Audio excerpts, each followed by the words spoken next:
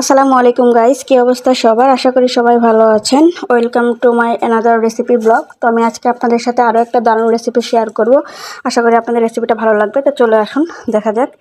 তো আমি এখানে শুরুতেই কড়াইটা চুলায় বসিয়ে দিয়েছি। আর 2টা লেজ, মাছের লেজ সুন্দর করে ম্যারিনেট করে রেখেছিলাম হালকা লবণ, মরিচ আর হলুদ দিয়ে।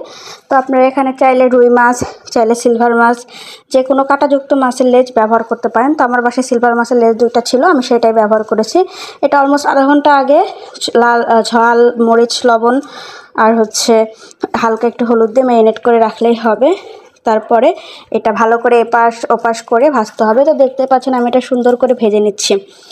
তো এটা যত আপনি ভালো করে ভাজবেন তত কিন্তু ভর্তার টেস্টটা আসবে, আর যতক্ষণ ম্যারিনেট করে রাখবেন তত কিন্তু এর ভিতরে মশলাগুলো ঢুকবে।